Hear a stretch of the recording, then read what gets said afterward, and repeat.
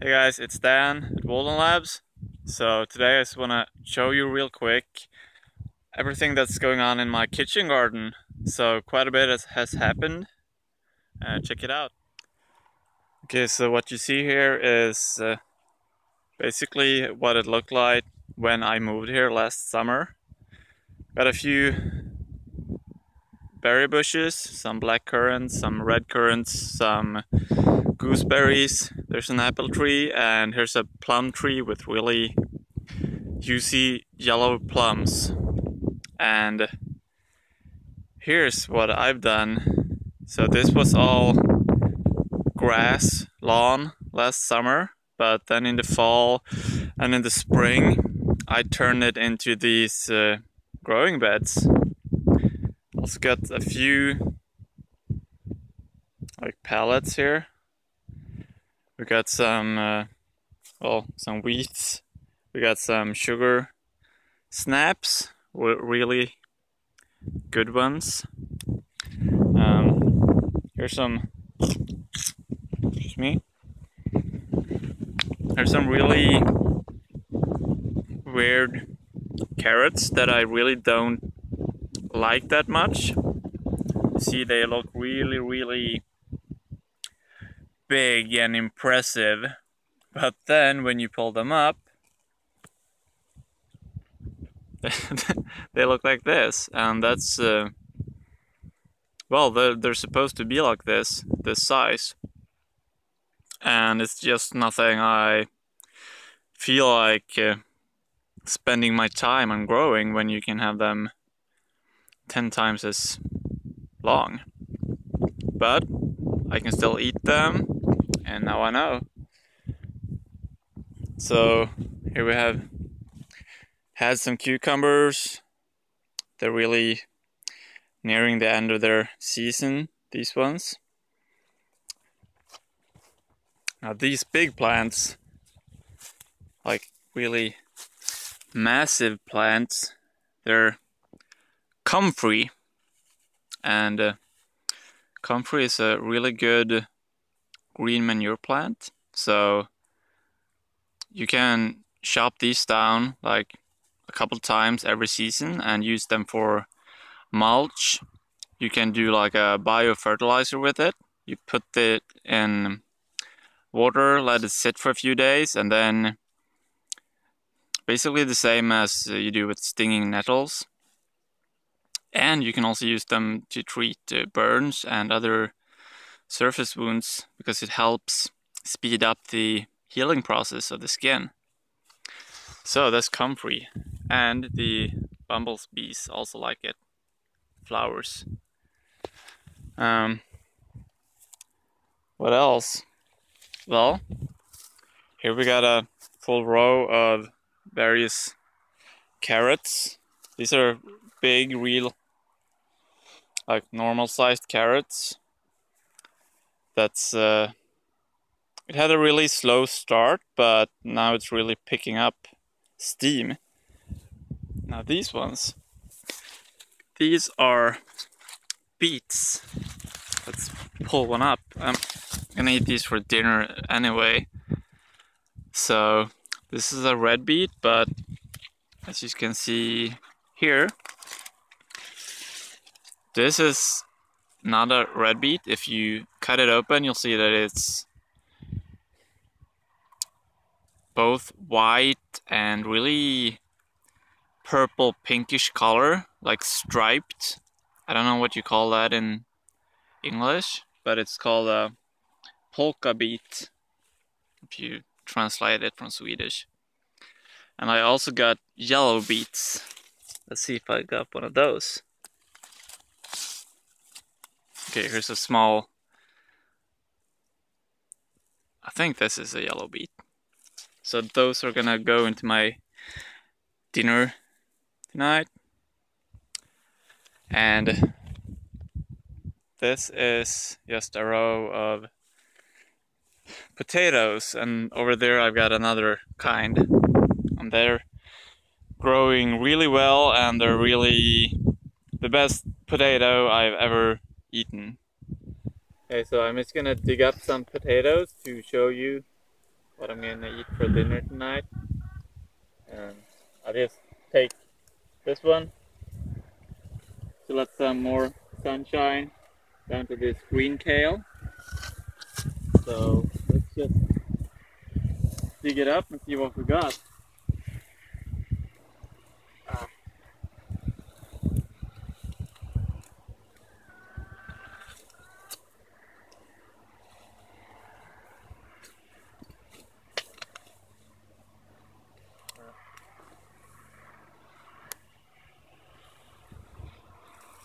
Check this out. Now that's some good looking potatoes, and they're delicious as well. This variety is called cherry, and it's the best potatoes I've ever tasted. Well, look at this big one. And you get a lot of potatoes. So we planted one, and I'm guessing we got at least 20 from this single potato. So that's pretty awesome. Okay, so this is the harvest. So I planted one potato, maybe of this size, and I got all of this. All thanks to Mother Nature. Now let's jump over here. This is just a really wild bed of what's this called? Arugula, I think it's called. And now it's grown too much. Like when it get these flowers, it gets a really strong and sharp taste. So these should really be eaten when they're babies, basically. This is mangold. It's great for making soups and pies, and you can preserve it by freezing it. And here we got some spinach. Now this is the first one for me this year. This is broccoli. You can see the broccoli flower here, and they're really yummy. And also the flowers are yummy, and they're kind of sweet tasting, sweeter than, well, these ones. So it's really good. And you get like a main flower here, and then along the stem you'll get these smaller flowers. This is green kale, and it's a really beautiful looking plant. You can see the, well, I don't know how to describe it, but you can see for yourself. It just looks amazing, these leaves, and it's a really nice taste as well. And you can make chips out of these. Sprinkle them with olive oil, put them in the oven for 15 minutes, and they're really delicious chips, and quite a bit healthier than potato chips.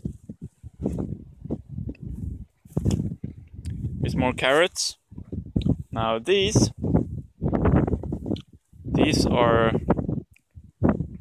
buckwheat, and oh, there's an ant.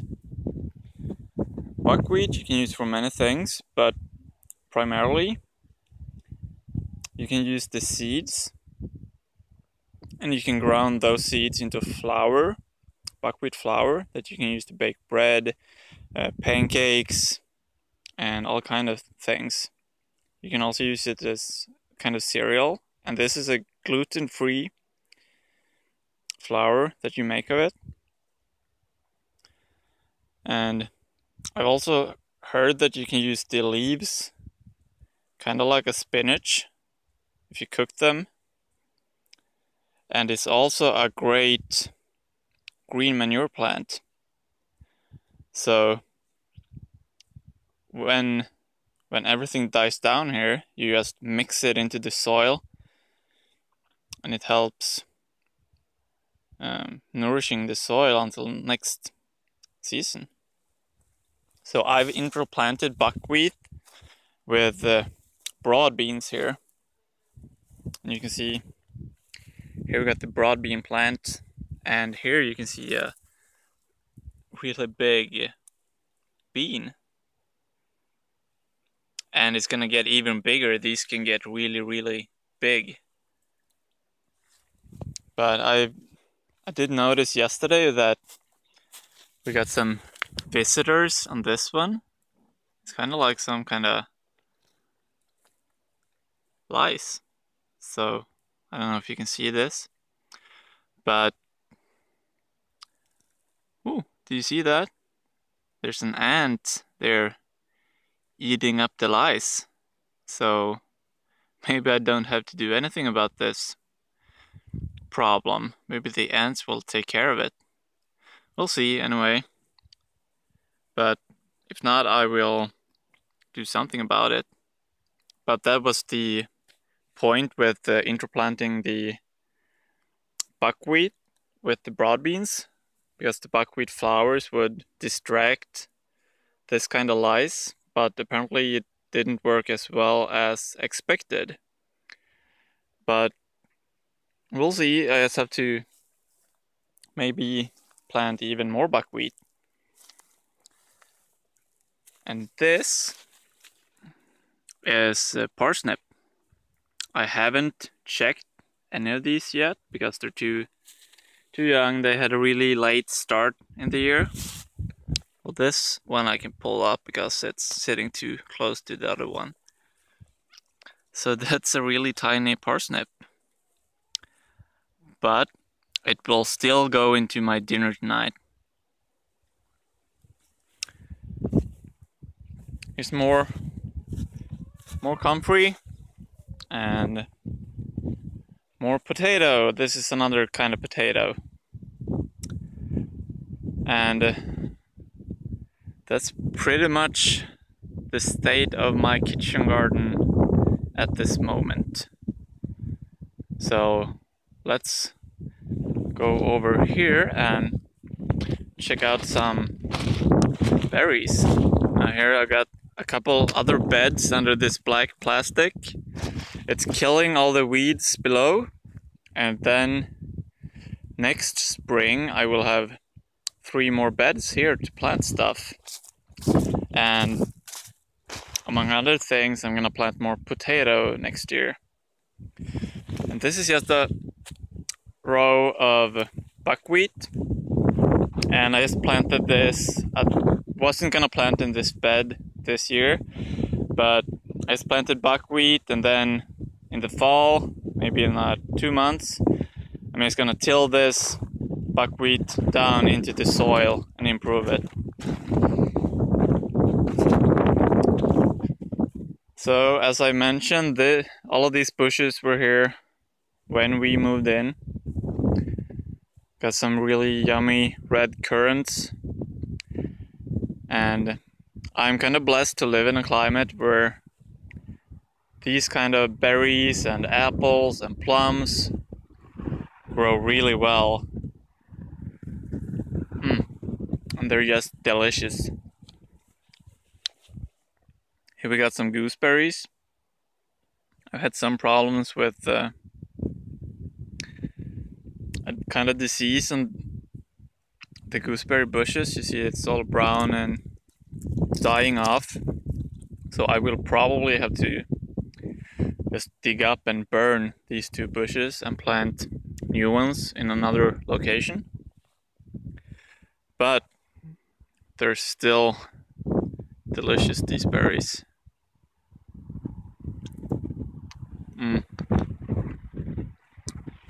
I'm not getting any apples.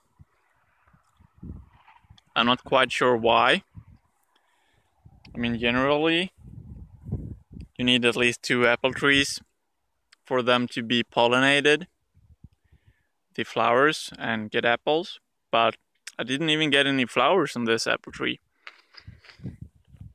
I only saw 2 flowers that fell off, but we'll see next year, maybe. I'm gonna plant many more apple trees. In fact, a lot of this field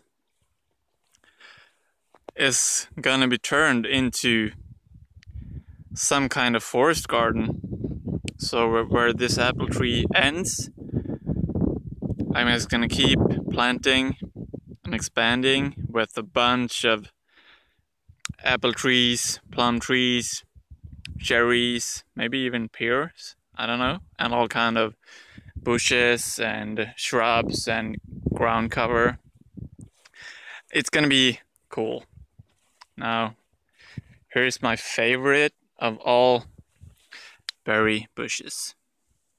The black currant. It makes the most delicious juice. You can have it in smoothies or just drink it as it is.